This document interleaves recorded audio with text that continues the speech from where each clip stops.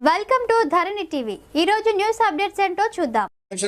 నిజంగా దీనికి సహకరి కష్టపడి పనిచేసినటువంటి గౌరవ మేయర్ గారికి, గౌరవ పాలక వర్గం అందరికీ, గౌరవ కలెక్టర్ గారికి, కమిషనర్ గారికి హృదయపూర్వక ధన్యవాదాలు. కమలాకర్ వారు కూడా ప్రత్యేక కృతజ్ఞత తెలియజేస్తారు. ఇది ఎక్కలేదు కాబట్టి ఇప్పుడే మంత్రి గారు చెప్తున్నారు, కేంద్ర మంత్రి గారు చెప్తున్నారు, సార్ ఓన్లీ ఇవి 4 డివిజన్స్ మాత్రమే వస్తున్నాయి. రాబోయే రోజుల్లో కరీంనగర్ కార్పొరేషన్ అంతా కూడా ఈ 24 అవర్స్ వాటర్ సప్లై ఇవ్వడానికి కేంద్ర ప్రభుత్వం మీ శాఖ నుంచి ప్రత్యేకంగా మాకు నిధులిచ్చే ప్రయత్నం చేయాలని కూడా వారిని కోరడం జరుగుతున్నది. దాంతో పాటు మా పొన్న ప్రభాకర్ అన్న ఆవేదన చెప్పాడు మీరు అందరికీ ఆ వాయిస్ అర్థం కాలే. మీ అందరికీ ఆ డంపింగ్ యార్డ్ కంపు చాలా ఇష్టపడుతున్నది మీకు, అందుకే ఎవరు సపోర్ట్ గట్టిగా మాట. మా ప్రభాకర్ చాలా ఆవేదన మంచి అయిపోయాడు.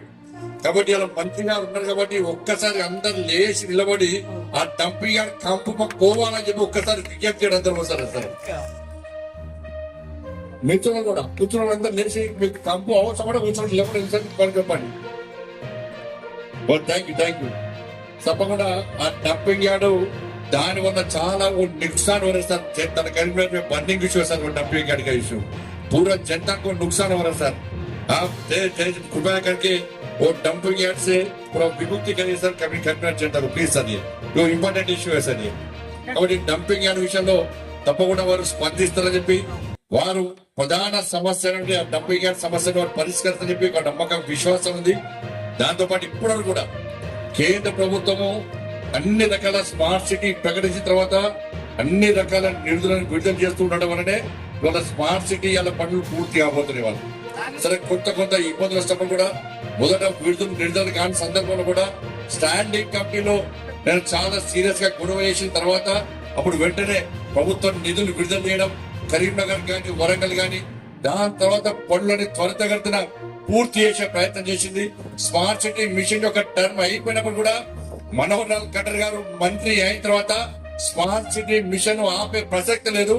ఇప్పుడు పనులు పెండింగ్ ఉన్నాయి కాబట్టి ఈ పనులు పూర్తి ఎవరు కూడా స్మార్ట్ సిటీ మిషన్ గా ఆ టైం పొడిగిస్తా అని చెప్పి వారు ప్రత్యేకంగా పొడిగించారు. కాబట్టి ఈ రోజు ఈ ప్రారంభోత్సవ కార్యక్రమాన్ని 24 అవర్స్ వాటర్ సప్లై కార్యక్రమాన్ని మనం ప్రారంభించుకుంటాం వారి కృషి వల్ల. కాబట్టి కరీంనగర్ కార్పొరేషన్ కు అన్ని రకాల అభివృద్ధి కార్యక్రమాలు చేయడానికి సిద్ధపడ్డాం. ఎందుకంటే వేములవాడ దేవస్థానాన్ని స్మార్ట్ మన ప్రసాదం స్కీమ్ కింద పెట్టాలని చెప్పి కేంద్ర ప్రభుత్వాన్ని విజ్ఞప్తి చేయడం జరిగింది. అదేవిధంగా కొండగట్టు ఆంజనేయ స్వామి దేవాలయాన్ని, కరీంనగర్ ఎల్ఎండిని కూడా టూరిజం రామాయణ్ సర్కిల్ కింద టూరిజం కింద పెట్టాలని చెప్పి కూడా కేంద్ర ప్రభుత్వానికి విజ్ఞప్తి చేసిన తర్వాత సంబంధిత శాఖ మంత్రి సానుకూలంగా స్పందించడం జరిగింది. దాంతో పాటు మా పొన్న ప్రభాకర్ ఏం చేసిందంటే నవోదయ స్కీములు ఎట్టి పట్ల వంగరికి ఇస్తేనే ఇంకోసారి నీతో మాట్లాడతా, లేకుండా మాట్లాడని వార్నింగ్ ఇచ్చిన తర్వాత నేను కూడా కేంద్ర మంత్రిని కలిసినాక సిరిసిల్ల, దాంతో పాటు ఉస్నాబాద్,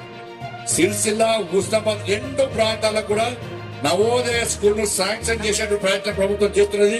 దాదాపు శాంక్షన్ చేశాడు. దాంతో పాటు కరీంనగర్ ప్రజలందరూ ఎదురు చూడండి ఈఎస్ఐ హాస్పిటల్ కూడా కేంద్ర ప్రభుత్వం శాంక్షన్ చేయబోతుంది కరీంనగర్ సంబంధించి. కాబట్టి ఇట్లా అనేక నిధులు కేంద్రం నుంచి తీసుకోవడానికి సిద్ధంగా ఉన్నాం. కాబట్టి అందరం కలిసికట్టుగా ఈ అభివృద్ధి కోసం ముందుకుతాం. తెలంగాణ రాష్ట్రానికి నరేంద్ర మోడీ ప్రభుత్వం తక్కువేం చేయలేదు. 10 సంవత్సరాల్లో 12 లక్షల కోట్ల రూపాయలను ఈ తెలంగాణ రాష్ట్రానికి ఇచ్చిన ఘనత కేంద్ర ప్రభుత్వం. కేవలం 1,50,000 కోట్ల రూపాయలను జాతీయ రహదారులకు ఇష్టం.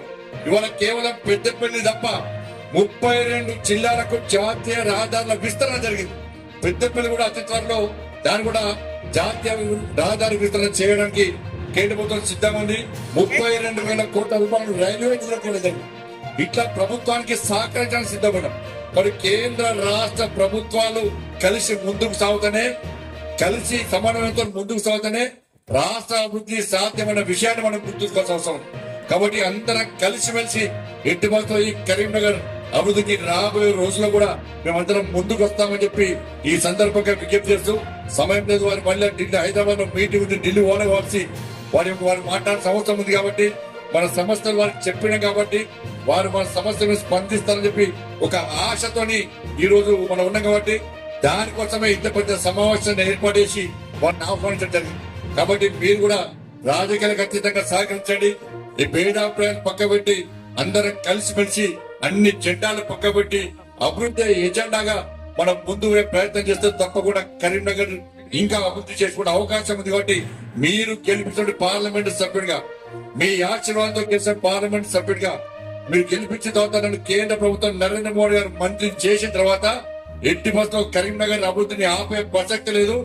ఏ ఆశతోని ఏ ఆలోచనతోని మీరు ఒక బాధ్యతను నా బుద్ధ స్కంధాల మీద పెట్టారో ఈ కరీంనగర్ పుట్ల బిడ్డగా ఈ మానేరు నీళ్లు తాగిన కాబట్టి తప్పకుండా ఈ కరీంనగర్ అభివృద్ధి కంకణ పొద్దున్నే ముందుకు సాగుతా చెప్పి ఈ సందర్భంగా అందరికీ విజ్ఞప్తి చేస్తూ ముగిస్తున్నాను. భారత్ మాతాకి జై. धन्यवाद पंडित संजय कुमार गार की। अभी आज ये जलसा में